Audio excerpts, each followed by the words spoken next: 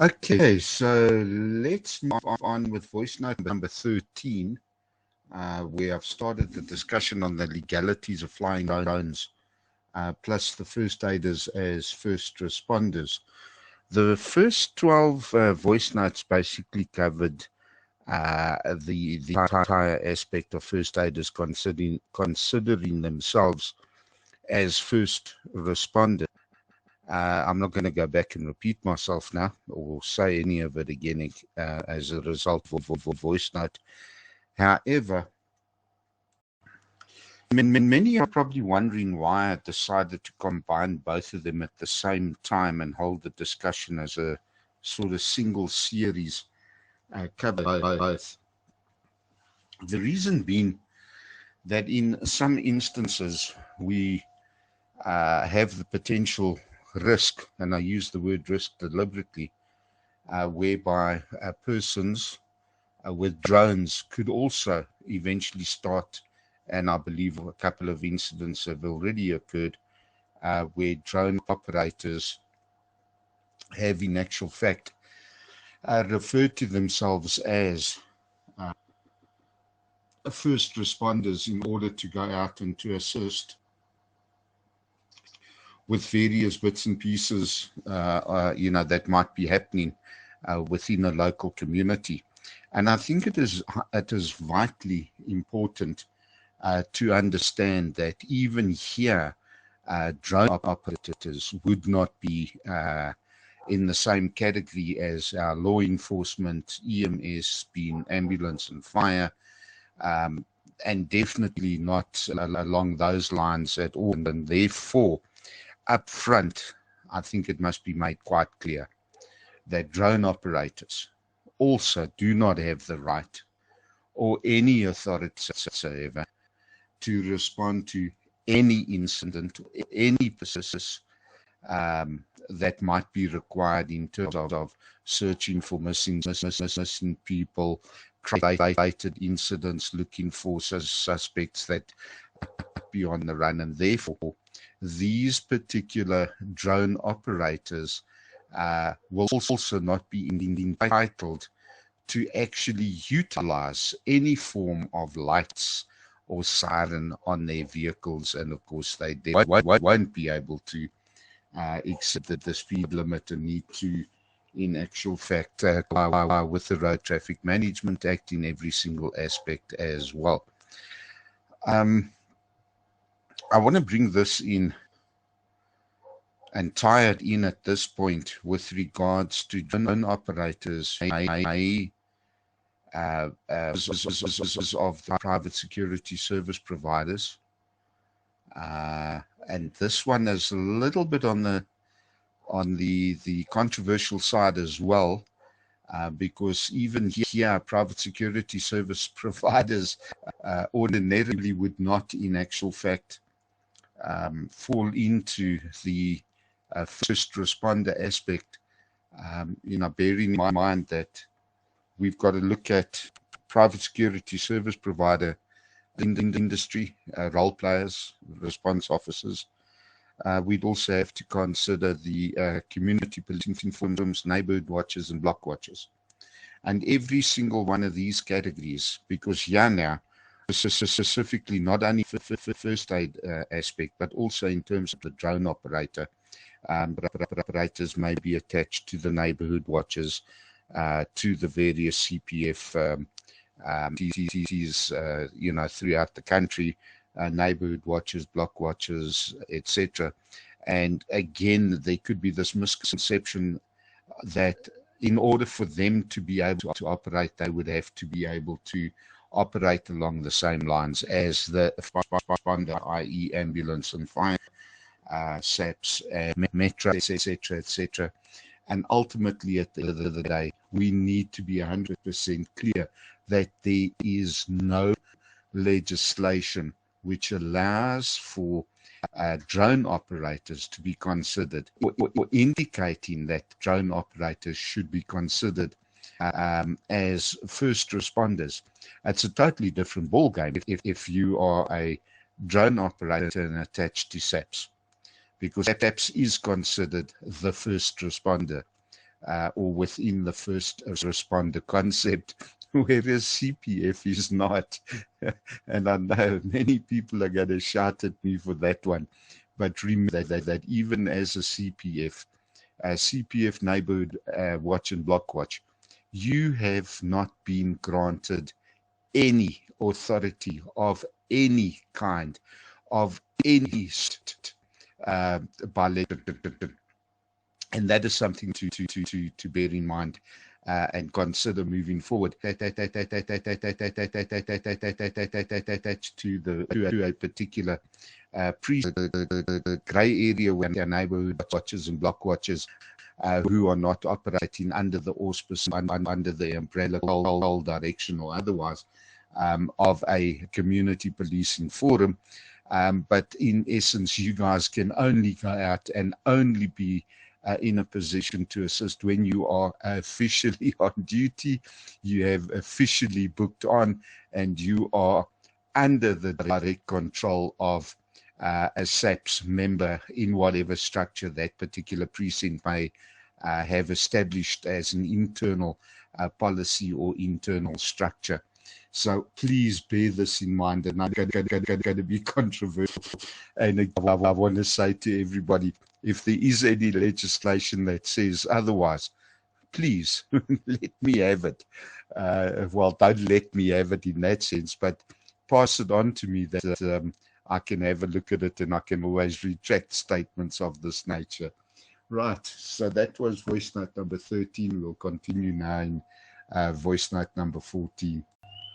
In voice note number 14, while I'm covering the legalities of flying drones plus first aiders as first responders, in this particular voice note, I want to cover the types of messages which usually get posted to social media, and it happens across Facebook, Twitter, X, and especially amongst WhatsApp group members.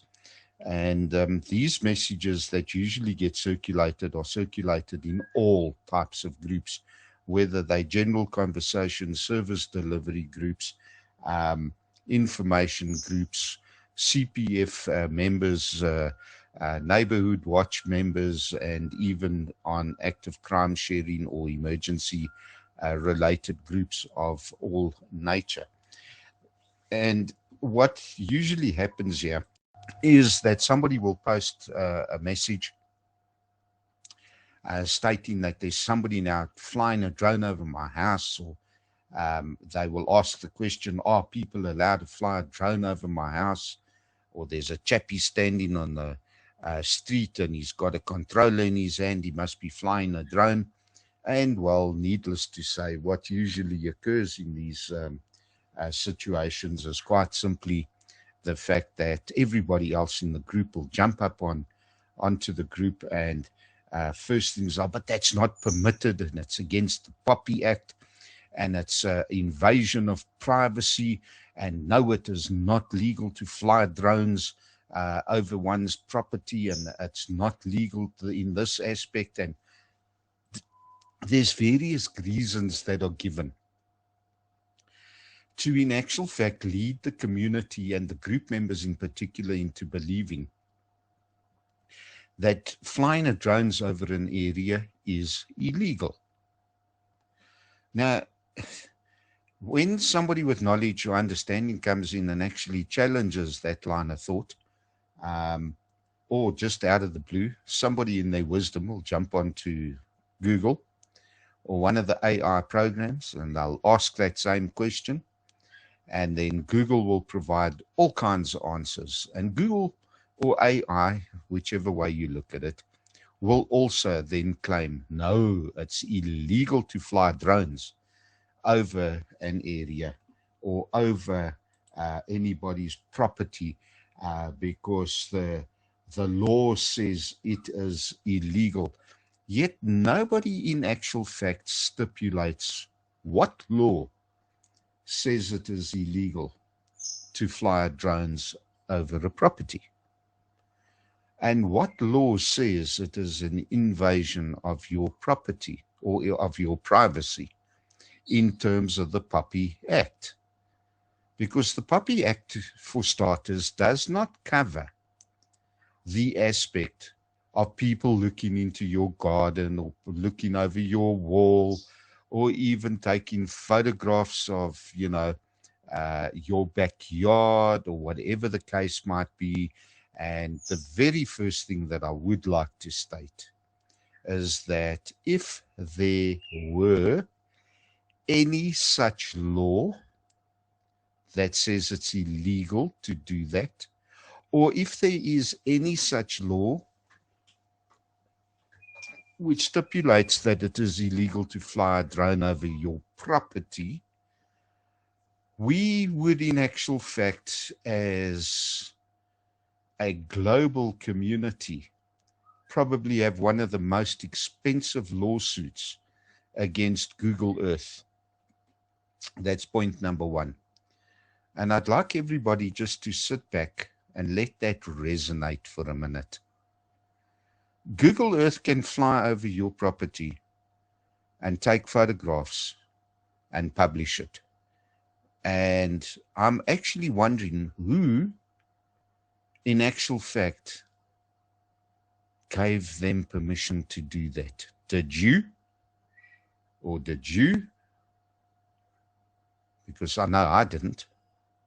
So you see, we have a serious problem when we just look at the concept and the principle of the statement that is put out by group members.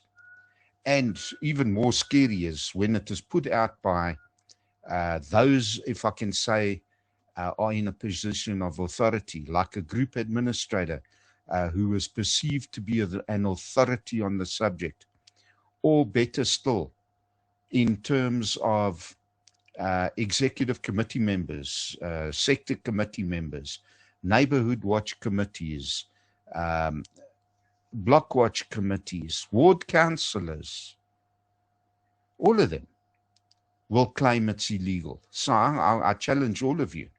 How many of you gave permission to Google to take photographs and to publish it on Google Earth? Without being rude or anything, one has to sit back and just come to the conclusion that that thought process is actually ludicrous to start off with, and it has got no basis in law. Unfortunately, it does lead our communities. Right, so we will now complete voice note number 14 and we'll continue with number 15. Voice note number 15 on the legalities of flying drones plus first aiders as first responders. Before we even go into the actual legalities and start looking at what the civil aviation regulations do state about flying of drones, I do need to cover the point of this perceived authority that group administrators have, that committee members of various organizations have, etc., etc. And I'd like to remind not only these particular members of our society where community members think you are in actual fact an authority on it, please, we need to be careful that we don't provide a false interpretation, number one, or false impression, number two, of exactly what our involvement might be in a particular subject. So I think, from a disaster relief cert perspective, the one thing that I do want to basically cover, that in my own personal capacity as a director of disaster relief cert, there are certain topics within which I know that I can speak of with reference to the legislation and or the regulations in particular. But there are many other areas within. Let's just have a look at the disaster risks, the actual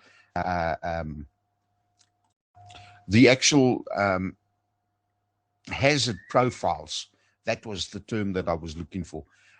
Let's have a look at the hazard profiles, for example. In terms of the hazard profiles, there are 283 different risks.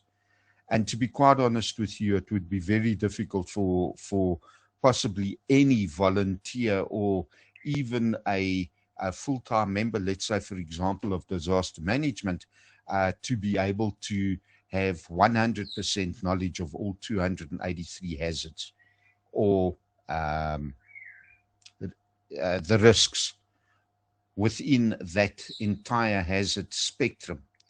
However, through a collaborated effort, yes, they will bring in individuals to, in actual fact, be able to cover specific topics and specific risks and specific hazards. And it is on this basis that one shouldn't, in actual fact, when we look at a block watch, what is a block watch? They are there along the similar lines or along similar lines as a CPF that are operating within a particular block, as opposed to a neighborhood watch who is looking after a particular neighborhood.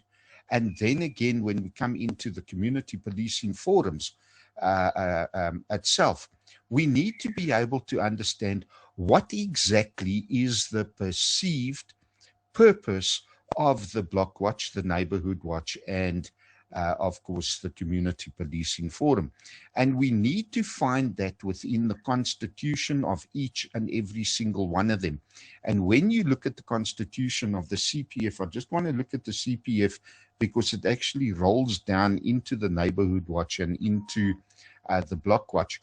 The role of the CPF, and many people are saying, yeah, but the role of the CPF is evolving and they're getting involved in this and they're doing that and they're doing everything else.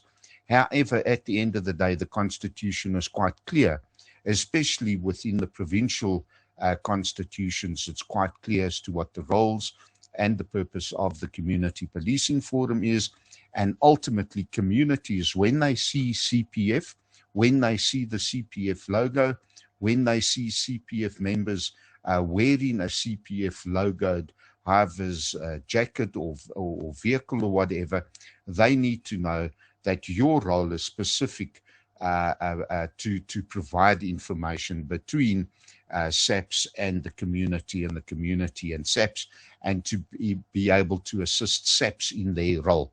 Therefore, it is not your role to get involved in let's say, distributing blankets to the needy or help setting up of food kitchens and things like that. And a lot of people will think, oh, but that there is not the way that it is.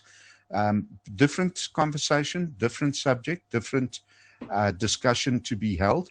But just to justify the statement that I've made, CPF members at a food kitchen or at a soup kitchen should be there to, in actual fact, ensure that there is, and of course this will be under the direction and control of a SAPS member, that the people who are working at the soup kitchen, as well as the recipients that are approaching the soup kitchen for a meal of maybe the only meal for the week, are going to be able to do so in a safe manner, and that SAPS through the CPF are in actual fact providing some form of protection and security, because this is not the role of the private security service providers. So hopefully that clears that up just on a brief sort of discussion for now. We'll move on with voice note number 16 now. Let's get started with the nitty-gritty with regards to the legalities of drone flying. Firstly, I've already quite categorically stated that one can't state it as illegal to fly over a particular area or over the residence or whatever the case might be. However, we need to take this a little bit further, because in many instances when the conversation arises of, you know, whether or not drones are permitted to be flown over a residential property, you'll always get that guy that'll get up on the group and say, well, come on, let's go and shoot it down. Get your revolver out, shoot it down. Get your shotgun out, shoot it down. Or approach the guy with the controller in his hand and take his controller away from him, and all the rest of it. So I just want you to keep that in the back of your mind for a minute. And the very first thing that I think we need to have a look at is who, in actual fact, or what is considered a drone operator. in terms of the civil aviation regulations itself. So we actually get two types of operators. The very first one is a private person or hobbyist, and these are considered to be private operators, private drone operators. Private drone operators may be flying drones under a, well, as a hobbyist, let's put it to you that way. It's not for any commercial or professional purposes at all.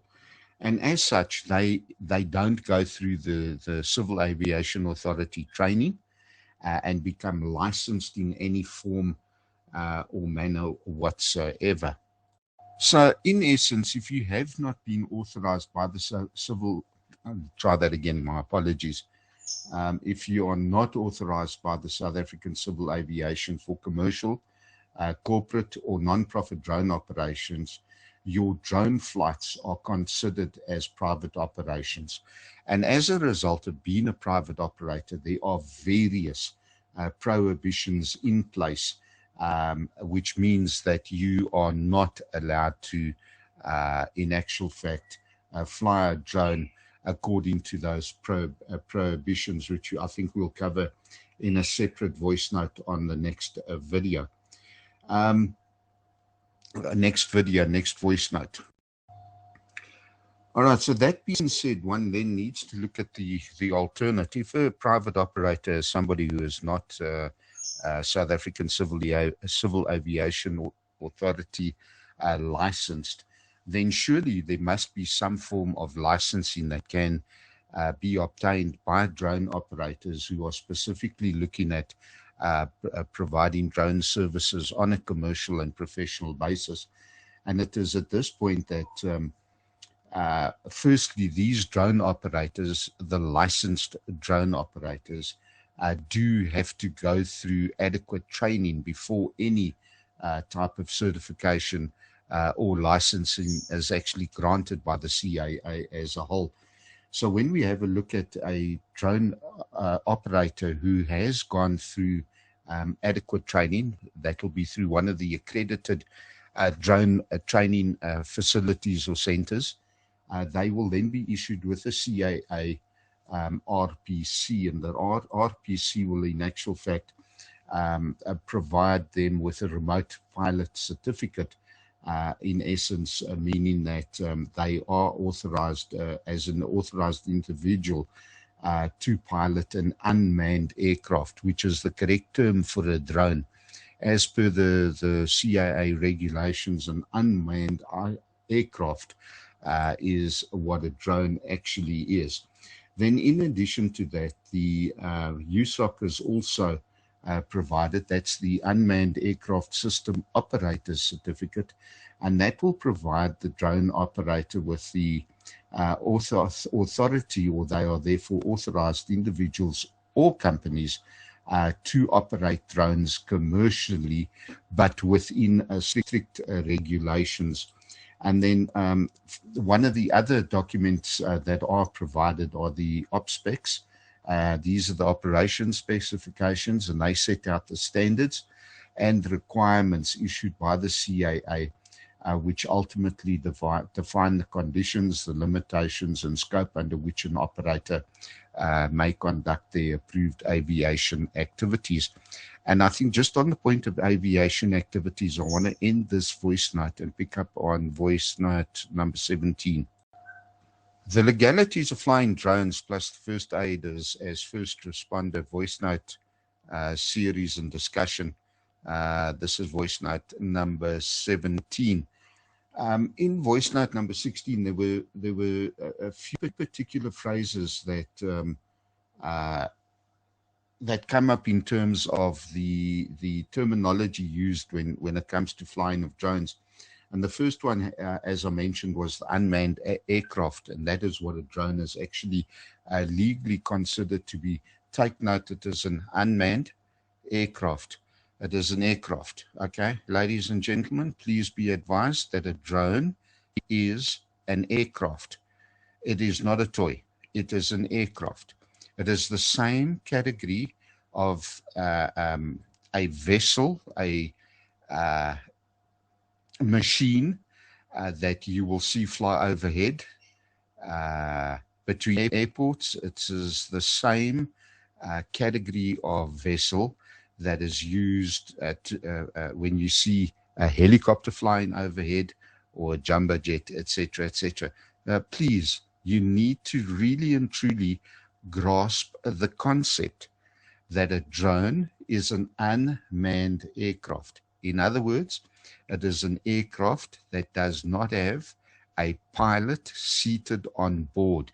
The pilot is actually the on-the-ground drone pilot who has the remote pilot certificate, because he is the one that pilots the aircraft remotely or utilizing remote capabilities.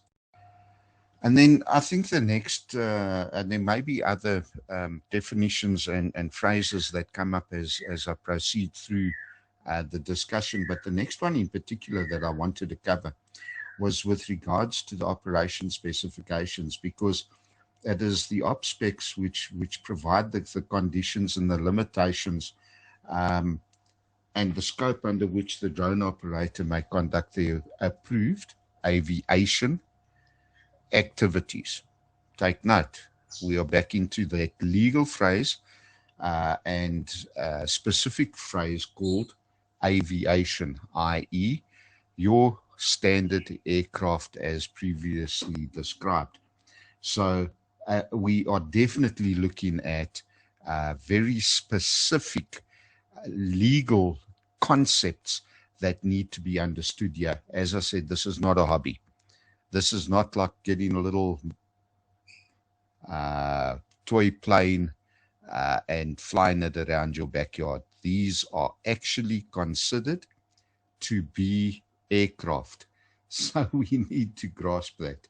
But with regards to the op specs, it's also important to take note that depending on the level of union and depending on the purpose of the commercial use for the drone operator, as per the RPC, whoever's issued with RPC, will in actual fact be permitted to carry out certain activities. So, for example, some people with the RPC and also some people or companies with the USOC may be given permission to fly at night. Others might not be. I don't know. It'll depend on the CAA and on the training that they actually receive, and also the type of aircraft which they actually do utilize to carry out their commercial activities in particular. Beyond visual line of sight is another one. They might be able to do that. Now, there's a couple of others that I'm going to just go through when we look at the CAR 101, the regulations itself for Part 101, where it in actual fact shows a difference between two different aspects of the licensed drone operator as opposed to the private operator. So the point now that I want to raise is looking at that question: is it legal to fly a drone over the house? And being given the answer that says no, it is not. The regulations are actually going to prove that statement to be 100% incorrect, invalid, and is in actual fact, in most instances, 90% of the people that share that information or make that statement do so as part of misinformation, where in actual fact they are sharing false information without knowing that it's false. But there are certain categories of people who will in actual fact make the statement that it is illegal to fly a drone with a deliberate intent to lead the community into a completely new objective or with a very specific narrative to it. So they would in actual fact say, no, it is not illegal because of the fact that they don't want their neighbor to be doing anything of the sort, or they don't want others involved and all the rest of it. So this again comes down to the actual terminology itself. And what we need to do is you need to now look at, okay, is it legal or is it not legal? And looking at the general answer, no, it is not legal. Let's address it in voice note number 18. In voice note number 18, I want to look at specifically as an example, part 101.05.2 of the civil aviation regulations, as we continue the legalities of flying drones plus first aiders as first responders. And I need to set a benchmark with regards to the manner within which the legislation is actually written. Now, we are looking at, is it legal or is it not legal? And the general consensus is it is not legal. Therefore, on that basis, I just want to utilize one point in particular, and that is the landing and takeoff from roads or public roadways. And 101.05.2 says that a person shall not use a public road as a place of landing or take off for a UA or unmanned aircraft. And it is at this point that there's a comma, there's no full stop. There is a comma. And that continues, except under point A, if such person is a holder of a USAC and such takeoff or landing has been approved by the director in such person's operations manual, in other words, OPSPEC. So the OPSPEC will grant or deny. If it isn't granted, it's by therefore implied it's denied.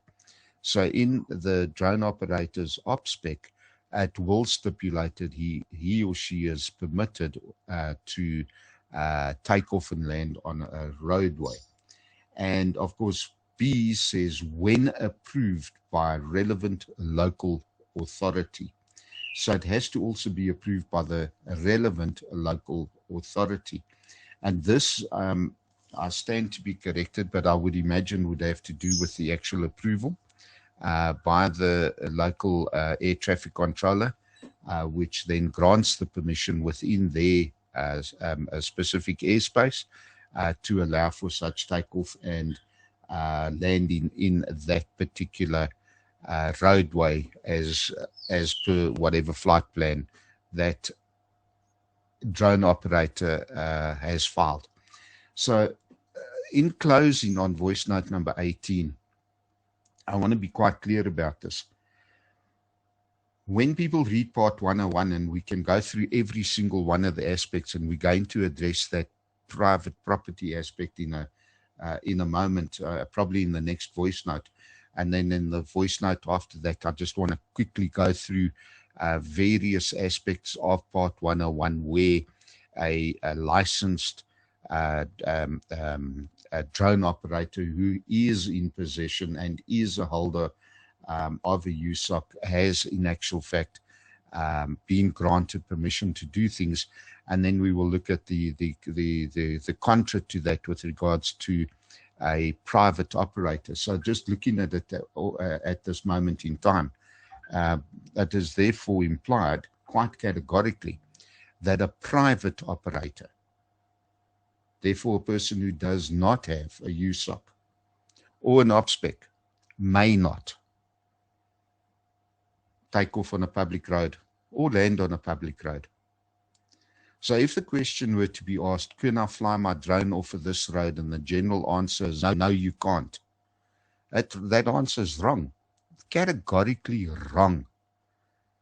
Because one should be asking the follow-up question, are you in let me put it this way, are you a holder of a USOC?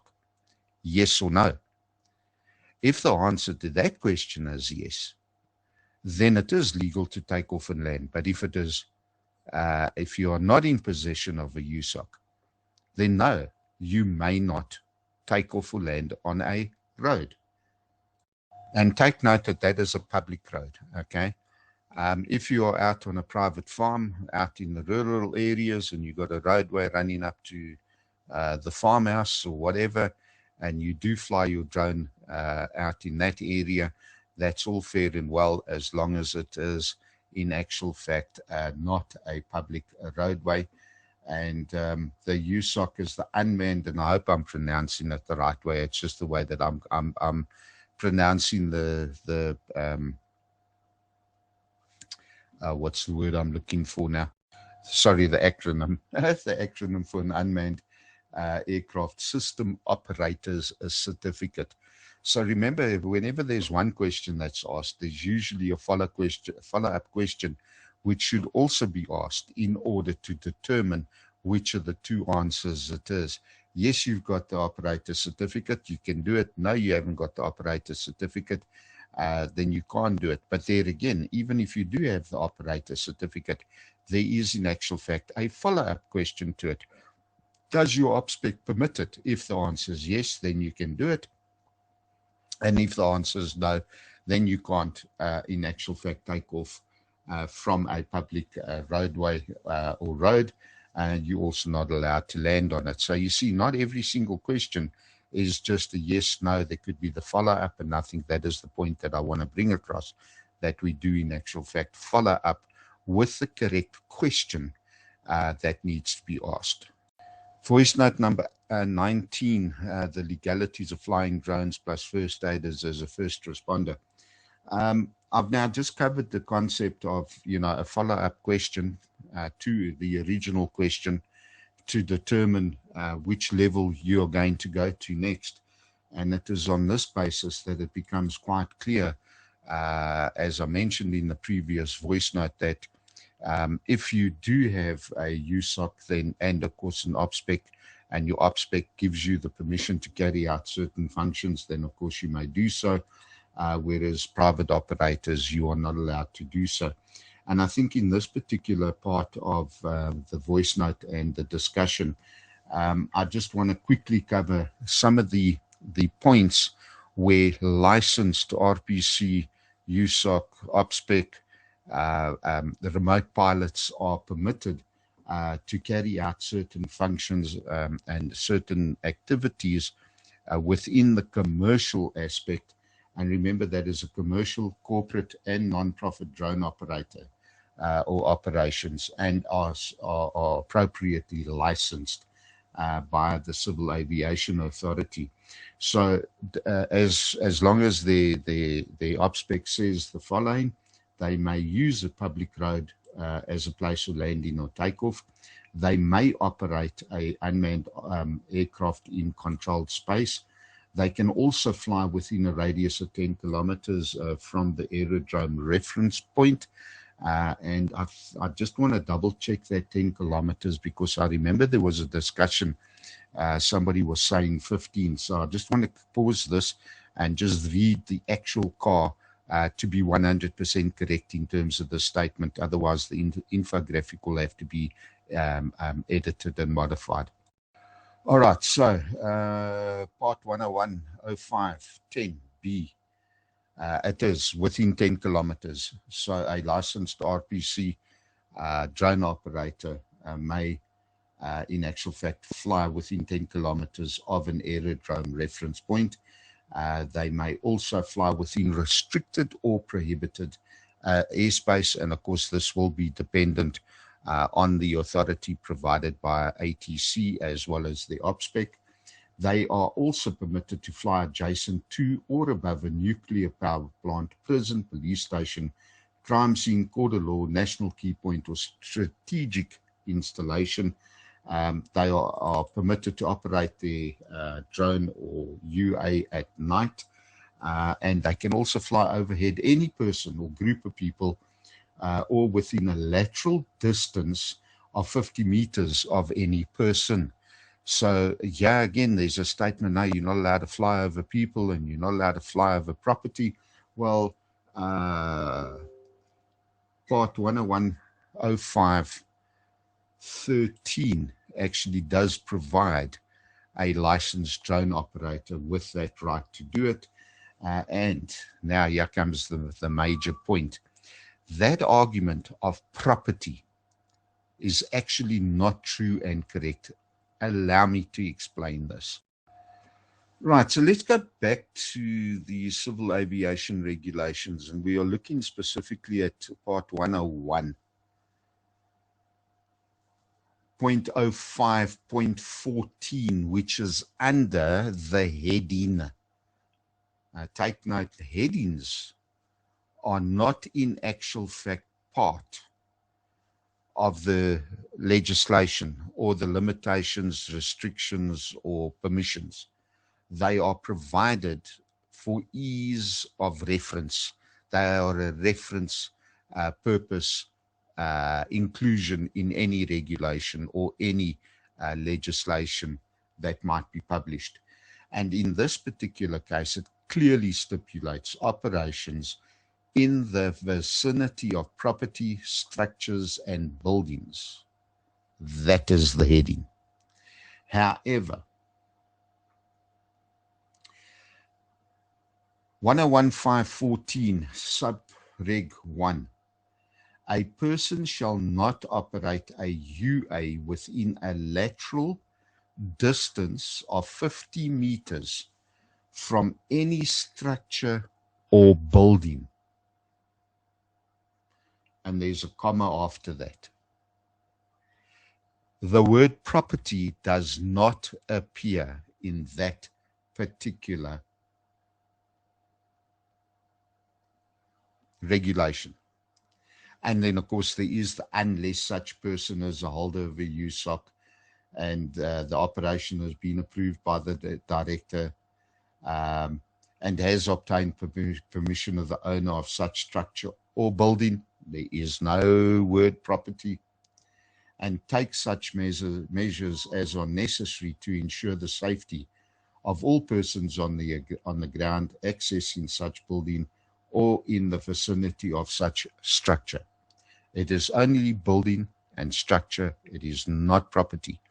So that the argument that you're allowed to fly over private property is also incorrect, not valid, not true, and not legit. Voice note number 20 is where we will continue, and I think I want to elaborate on this particular point in a little bit more detail in the next voice note. This is voice note number 20 on the legalities of flying drones plus first aiders as first responders. And in the previous voice note number 19, I specified that in particular I wanted to cover a little bit more with regards to overall discussion around property. On this basis, that need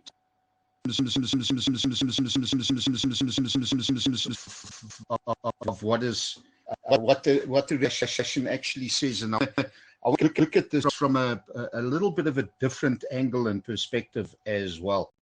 So let's just quickly have a look at this. When we look at part 101 of the regulation with regards to 101.05 roads, and a person shall not use a public road as a place of landing or takeoff for UA, except where the person is a holder of a USAC. Now let's just put the licensed drone operator one side for a minute, and I want to concentrate on the private operator. That is a person who is not a holder of a USOC, and he does not have an OPSPEC, or she does not have an OPSPEC. And this is a restriction. Therefore, you may not utilize a road to land or to take off from. But then we also need to look at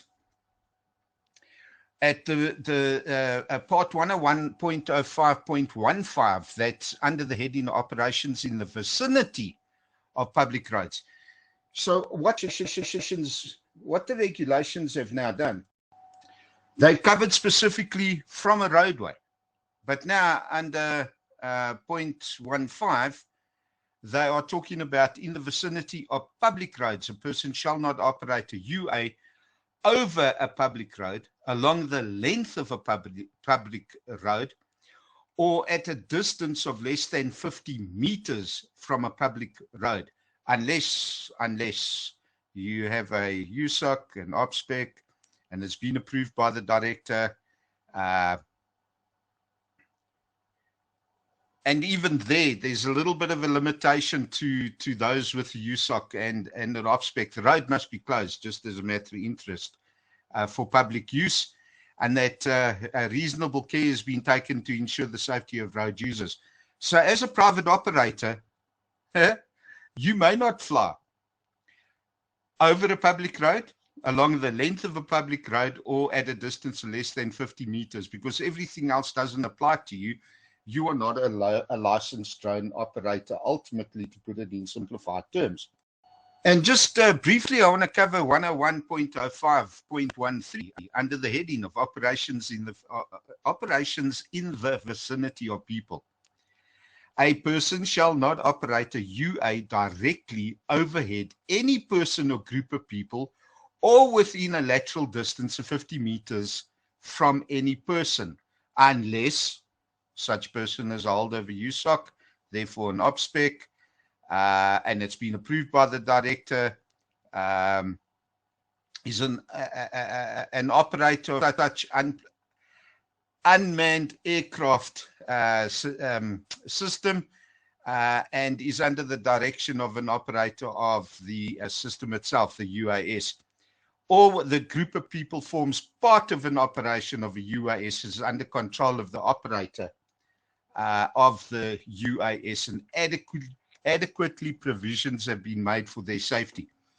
So we're concentrating on private operators. You may not fly over people, period, and that's the bottom line.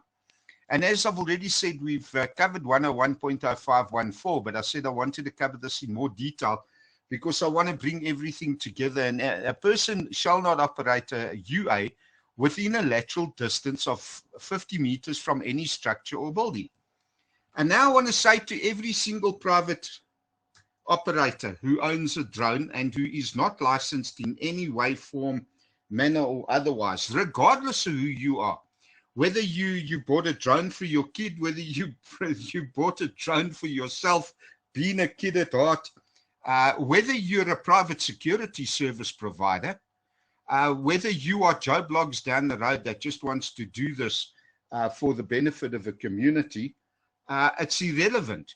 Because if you sit and have a good look at those regulations and combine them together, within every single suburban area, there is not one single place where you can actually take off and fly. And I would like to put this to every single one of the listeners of this voice note. You could possibly get away with operating your drone at a sports field, whether it be on school premises, but then you need the permission of the owner of the property, or it could be an open felt or field where a lot of people tell everybody to go and fly their drones in the field. But those fields or felts are in actual fact owned by somebody, either the municipality, or it could be privately owned. And before you as a private operator can fly your drone in those properties, you need the owner permission. However, let's say, for example, you did go to a school field, and looking specifically at part 101.05.14, within 50 meters of any structure or building, and then tie that up within 50 meters of a public road itself, you need to ensure that you've got to be spot on in the middle of all of that, meaning you'll probably only be able to fly your drone 90 degrees up in the air and then bring it back down again. Because anything to the left, to the right, to the forward or behind you may very well come within that 50-meter space. So at this point, we need to ask the question, is it legal to fly a drone? Full stop. And the answer ultimately is, as a private operator in a suburban area, The answer is a unequivocal no. You may not. Even if you are a private security service provider or any other form of law enforcement for that matter, doesn't make a difference. Unless you have a USOC and you got approval from the director, you may not fly your drone in any suburban area. However, in the next voice note, I need to end this voice note off with the following statement. If you are a licensed drone operator and not a private operator, and you are in possession of a USOC, then the answer is yes, you may fly in all of those areas, depending on what your OPSPEC actually says. So we're gonna cover the licensed drone operator in what will this be? Voice note number 21. Moving on with voice note number 21. So basically in voice note number 20, I've categorically stated that in terms of part 101 of the CAR, the Civil Aviation Regulations, a private person and or hobbyist, otherwise known as a private operator, you may not fly your drone in any suburban area, full stop. There's no question about it. But if you are a commercial, corporate, and non-profit drone operator and you're licensed by the CAA, and you do have the USOC and you do have an OPSPEC, and you got a certificate of registration for your unmanned aircraft, etc., then you may use a public road as a place of landing or takeoff, 101.0502. You may operate in controlled space, 101.05.3. You may fly within a radius of 10 kilometers from an aerodrome, part 101.05.10b. You may fly within restricted or prohibited airspace, part 101.5.10. You may fly adjacent to or above a nuclear plant, prison, police station, crime scene, court of law, national key point, or strategic installation, part 101.5.10. You may operate at night, part 101.05.12. You may operate directly overhead any person or group of people or within a lateral distance of 50 meters from any person, point 101.05.13, subject to certain conditions, like having considered their safety and having control or some form of authority to tell them to duck, that they will in actual fact run to the left or to the right and not necessarily duck. As a silly example, operate a UA within a lateral distance of 50 meters from any structure or building, part 101.05.14, and to operate over a public road, along the length of a public road, or at a distance of less than 50 meters from a public road, part 101.05.15. And it is on that particular point that it's very interesting to take note that the exception in the regulation says the public road must be closed for public access. In other words, what that means is that road must be closed off during a particular operation. Whether that be a search and rescue operation, an investigative operation, law enforcement operation, it doesn't make a difference. The road will have to be closed off on either end. And of course, that commercial, corporate, and non-profit drone operator will have to ensure that he or she ensures the safety of the people on the ground, and for all intents and purposes has control over his or her unmanned aircraft, and that if something were to happen, that it would in actual fact be able to land it safely without injury to person or possibly damage to property. So we got a very clear distinction between a private operator and a license, just for the simple, I think, community-based level to create an understanding. A licensed drone operator who has all the bits and pieces, including radio telephony privileges, And I need to be 100% clear in terms of what we are talking about as far as the radio regulations are concerned. Because regardless of the fact, if you are in actual fact a commercial, corporate, or non-profit drone operator, you have to be duly, and I'm going to put this in air quotes, duly ICASA licensed. Now that's a bit of a complicated issue, because what happens is the civil aviation grants you your radio telephony privileges, which allows you to utilize the airband frequencies, but you still need to apply to ICASA for a valid radio spectrum license, which in actual fact then is proof of you being allowed to utilize those frequencies, and also means that you have to be in possession of a type approved, ICASA type approved two-way radio in order to be able to communicate with ATC or air traffic control within the airspace that you are operating. So we have private operators that don't have to have the radio telephony privileges because they don't have that CAA drone operator license, so to speak,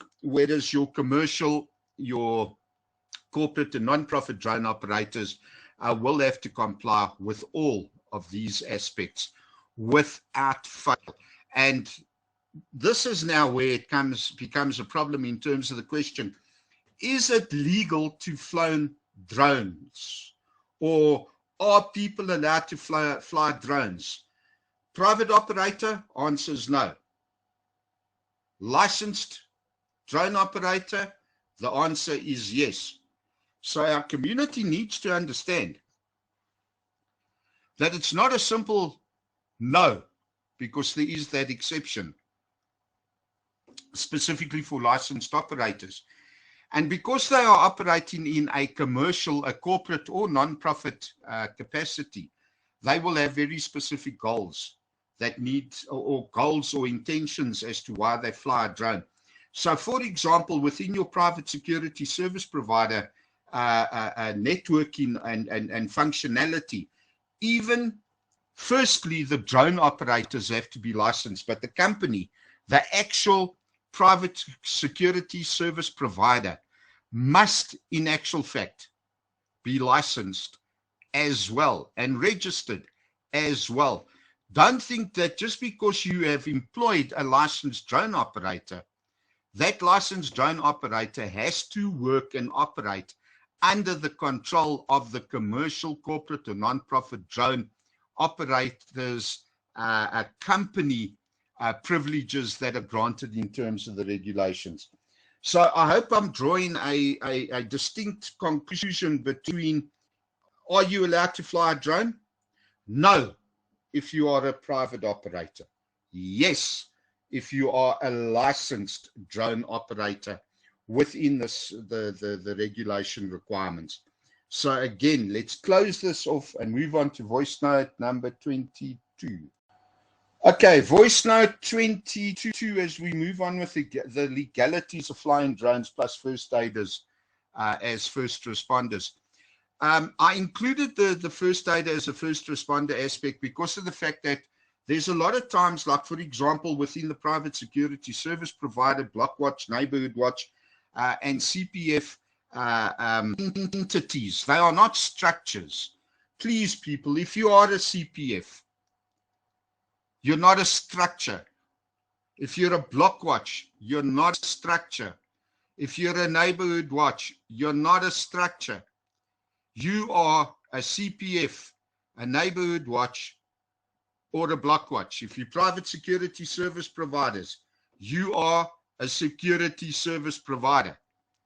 There is no such a thing as you being a structure where you can demand that members of the community must work within your structure, because one, you're not a structure. And I think we need to just draw a line between this terminology as well at this stage. Within each of your own organizations, entities, or bodies, whichever way you are formed, you will have internal structures which will govern what you and your organization, body, or entity does And you do not fall within local government or within the Local Government Municipal Structures Act. We need to be clear that you are not formed or established in terms of the Local Government Municipal Structures Act. So whether you're a CPF or private security service provider, you have to follow your internal structures, i.e., here's my boss, here's my supervisor, whatever the case might be, and you've got internal policies and they apply to your organization, body, entity, or otherwise. And it is important to know this because what I have found over the last couple of months, maybe the last year and a half in particular, ever since the growth of drone flying has sort of escalated exponentially, I should imagine, that we get a lot of not only the CPFs, block watchers, etc., even private security service providers who are operating within public-facing community groups, but also within their own internal closed groupings consisting of only their members or membership, allowing statements to be posted out on social media. Things like, for example, let's go out and shoot the drone down, or let's go and take the remote control away from the guy that's standing in the street. And this is where it becomes vitally important that within your CPF and etc., Blockwatch, private security service groupings and public facing groups that you are participating in, you have a moral responsibility. And I utilize moral responsibility because there's no actual law or regulation which says you must educate your community in the fact that it is wrong, it is incorrect, and it's actually illegal to even suggest or recommend that a drone is shot out of the air or a remote control is taken away from the person that they see standing in the street flying the drone, purely because of the fact that the statement has been made that you're not allowed to, and it's against the POPI Act and all the rest of it. Where we have now hopefully arrived at the conclusion, based on the evidence that I've given you with regards to Part 101 of the Civil Aviation Regulations, that if you are a private operator, no, you're not allowed to. But if you are a licensed drone pilot, then yes, you are allowed to.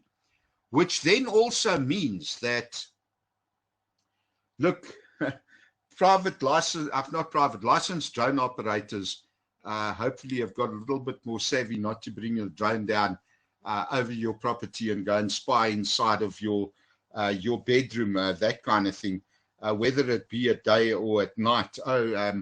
Private operators are not allowed to fly at night, just as a by the way, and they have to constantly have visual line of sight with their drone. They may not fly beyond visual line of sight. And I'm bringing that up specifically because in order for a drone operator to bring his drone down to the height of your bedroom window, because he's got a camera, he's going to lose sight of his drone. So even there, our licensed drone operators are going to be fully aware of the fact that they have got limitations and restrictions. And if it can be proven that a licensed drone operator is spying on you through your bedroom window, then of course you do have grounds for legal recourse. Right, okay, I want to move on with voice note number 23 now. As we continue the legalities of flying drones plus first aiders as first responders or as a first responder, voice note number 23, I'm looking now and I want to come in specifically into this whole conversation, shoot the drone down. Well, there's two things that one needs to understand. You are not going to be in a position, whoever you may be, a community member, a private security service provider, CPF, Blockwatch, Neighborhood Watch, or any other entity for that matter. You will not know if the operator of that unmanned aircraft is licensed or not. That's point number one. Point number two, you, in all of your capacity as CPF, Blockwatch, Neighborhood Watch, private security service provider, have got no legal authority to actually demand to see any form of licensing, USOC, OPSPEC, or any other documentation from the flying the drone. The only persons or entities who may do so are card-carrying SAPS members or the Civil Aviation Authority. Nobody else. What that means is that as a private citizen, Joe Blogg, because even as a CPF, you are nothing more than Joe Blogg, you cannot approach that man and demand to see his credentials, if I can put it to you that way. Now, that does pose a bit of a problem because you're not going to be able to determine whether he's a private operator or a licensed drone operator. And therefore, you cannot in actual fact determine whether or not he should be allowed to fly or is not, or should be allowed to fly.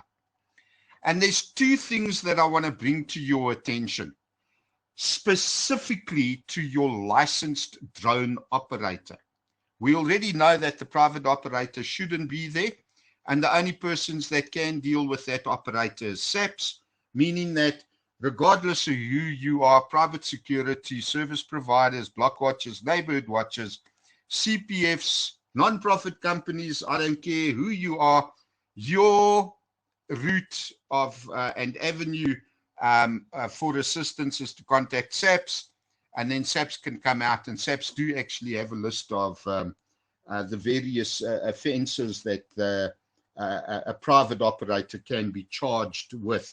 But only SAPS can do this. So now we need to concentrate specifically on the licensed drone operator. I'd like to read the Civil Aviation Act 13 of 2009, Part 1, Chapter 11, Section 133, which specifically states a person who, subparagraph B, willfully destroys an aircraft in service or willfully causes damage to such an aircraft which renders it incapable of flight or causes damage to it which is likely to endanger its safety, is guilty of an offence and liable to conviction to a fine or imprisonment not exceeding 30 years or both, or to both such fine and imprisonment. I just want to backtrack on the earlier voice notes, and I said, listen, there's key phrases here. Aviation, for one. We know aviation refers to aircrafts and airports and planes and choppers and all the rest of it. Oh, and drones, according to the regulations, and drones. Don't forget that. We also had a look at unmanned aircraft. Whoa, we know that aircraft are planes and choppers, and they've got something to do with airports and flying in the sky, and drones, according to the regulations. So when somebody in a group, and this is where I say, regardless of what you are, whether a general member of the public or a member of a CPF, Blockwatch, Neighborhood Watch, any other entity, including private security service providers, you've got a moral obligation to actually inform and educate your community that it is illegal in terms of Section 133, Part 1, Chapter 11, Section 133 of the Civil Aviation Act to willfully destroy the aircraft. Just let that sink in for a minute. You can't go and shoot that down. Now, before me, as I'm doing this particular voice note, I don't have the actual regulation or act to stipulate that when a person actually says, let's go and take the remote control away from the drone operator. If that is a licensed drone operator, that is the equivalent charge of being, or you could have an equivalent charge brought against you for hijacking a plane. There's nothing different. Just let that sink in for a minute. If anybody listening knows the exact act that would be contravened, please let me know. I'd like to. I actually forgot to look it up for this exercise. And in voice note number 23, I accidentally sent it out there without stipulating I was at the end of it. But there we go. Moving on with voice note 24, the legalities of flying drones plus first aiders as first responders. So, in essence, to actually threaten to cause damage to a drone by shooting it out of the sky or even taking the remote control away, I think both users and administrators of social media must recognize their responsibility for what they share or permit in their groups, as endorsing or permitting posts that suggest drones may be shot down carries the same legal implications as interfering with any other type of aircraft. Additionally, any drone flown by a South African civil aviation licensed pilot may be, let me try that without stuttering, may be performing a risk assessment in that area. I just established the risk. I'm running dry on coffee. Okay, that licensed pilot may be performing a risk assessment in that area, let's say of a gas leak or other explosive peril. Disturbing this drone flight will jeopardize the safety of communities and the lives of rescue and disaster relief teams if an explosion occurs after an insufficient assessment. Now, at this stage, I'd like to draw everybody's attention to the hazardous chemical incident which happened in the Cape yesterday, being the 12th of January 2026, whereby there was a nitrous oxide or some chemical of that nature, exceptionally dangerous, if I recall correctly, to being corrosive, and any inhalation of the gas could very well do harm and damage to one's lungs, and possibly even lead to death. Now, if you take a look, just go and Google it, I'm sure people will find it. If you take a look at some of the photographs, you'll notice that wherever this gas actually was being dispersed into the atmosphere, everything appeared to have a bright orange sort of glow to it, etc. That very easy follow, the direction, the wind direction, and that type of thing. However, the rescue personnel, the emergency EMS services, hazmat teams, whatever, they might have to put up a drone into the area. Maybe, depending in this particular case, I think it was a factory. But let's just say, for example, it was a tanker carrying this particular chemical that had, I don't know, developed a leak in a suburban area, and that licensed drone operator was actually flying his drone in order to determine exactly wind how far the gases had already dispersed, covered already, and they were doing calculations to much more gas in actual fact would be released from the container, or whatever type of container or factory or whatever it was. And these teams were looking at, okay, what kind of area do we need to evacuate? And in the middle of this, if chappie comes along here and shoots that drone out of the air. Okay, well, firstly, if that drone was perhaps flying over the affected area and that gas was explosive by nature, that kind of shot and or electrical damage or damage to the electrics of the drone may very well have caused a spark at worst case scenario and blown everything up. Or you take the control away from that drone operator and basically hijack his drone and force it to the ground, and now the rest of the calculations and assessment are not done. I mean, like, seriously, what kind of damage could be done to the environment and the people who in actual fact are who are in actual fact in and around that area during flight that is now. So I think users ultimately, WhatsApp users, WhatsApp administrators, really and truly need to be educated in terms of the problems that are associated with interfering with drone flights. And that's where it does become a bit of a bone of contention. I see my voice note is doing a bit of a so let me just go back on that. This is where there's a bit of a bone of contention as to whether or not people do interfere with a drone operator or the flight of the drone in any way whatsoever, because ordinary citizens are not going to know whether they are in actual fact private operators who are illegally flying their drones, or if they are licensed drone operators with a very specific task that they are carrying out, like, for example, risk assessment, or involved in some kind of search or rescue, or search and rescue, whichever way the actual incident requires them to operate. So it becomes very, very dangerous. And again, I'm going to say to all group administrators in particular, but also to private security service providers, as well as to group members, if any of you want to fly a drone, go the right route and then put a drone up in the air. If you're a private operator, don't fly it. And group administrators in particular, even group users, when stupid comments are made, shoot the drone down.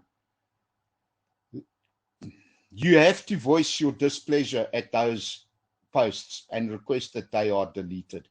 And group administrators, be responsible, please. Don't claim you're there doing things for your community and then you allow that bull to be posted on your group. In all honesty, and I'm going to say this, from a disaster relief cert perspective, you are then a danger unto your community if you allow that to continue and to be posted in groups without it being corrected. You should never, ever be an advocate, because you are the person who could, for fact, be contributing to the injury or the loss of life and death of rescuers as well as community members. So please take that seriously. And if you think that I said that offensively, I didn't. I'm saying that quite categorically. You need to seriously look at your motives for allowing such activity on your groups. Let's move on. Voice note number 25. Now, in voice note number 24, the legalities of flying drones plus first aiders as first responders. I'm moving into closing on the discussion ultimately of the legalities of flying drones. And here's actually an interesting thought that I think the listeners also need to take into account and consideration overall. When we know for a fact that the licensed drone operator has to be in possession of certain documentation and radio equipment and all the rest of it. And if you don't have the required training, documentation, and privileges, you increase the risk of mid-air collisions, as the drone operators will not be firstly in radio contact with each other. However, you might find yourself actually flying in airspace where other aircraft are flying besides drones. And that would be catastrophic if you think about it at the end of the day. Just imagine, you know, your 12-year-old son now taking a drone up into the air and accidentally takes out a chopper flying overhead. You know, if you can get the drone up to a reasonable height where a chopper is in actual fact flying. The fact of the matter is that it does increase mid-air collision, whichever way you look at it, especially with, you know, other drones operating in the same vicinity as you are. But here's what a lot of people don't actually know. Well, besides that, you know, such accidents will end disaster risk assessments in progress. There's the whole risk aspect of causing injury or death to EMS, rescue and disaster response teams. And therefore, one has to be responsible and not to fly if you're not licensed. But even more importantly than that, it must be noted that in the event that a drone is involved in an accident of any nature, whether it collides with another drone, with a building, with a person, or just for technical reasons falls out of the sky, what a lot of people, general members of the public, are not aware of, and private operators, they are required to notify the ARCC, the Aeronautical Rescue Coordination Center, that a UA accident has occurred. And the CAA is required then to send out aircraft accident investigators. And the accident has to be officially investigated and a proper report generated in the exact same manner of any other aircraft operating within South African airspace. You see, there's a lot of reason why private operators should be grounded until they get out into their private farms and they can go and operate there outside a 50-meter radius and buildings or structures and buildings, not properties. That type of accident is considered at exactly the same level of bringing an aircraft down for whatever reason.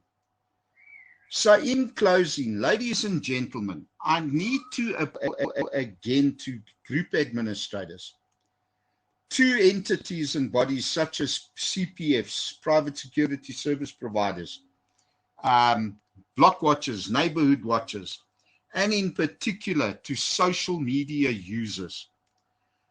Please do not advocate for the shooting down of a drone. As it is, that could in actual fact be considered incitement to violence by doing so. Over and above the dangers and the risks of other harm, injury, and death that could be brought about as a result of interfering with that flight or the drone operator, i.e. the pilot. They are called pilots for a reason. So I think in closing, I appeal now for restraint and for correction and for understanding amongst all community members and social media members, and to share this information and knowledge and any or all of the infographics which are available that can be utilized and put out specifically for this purpose.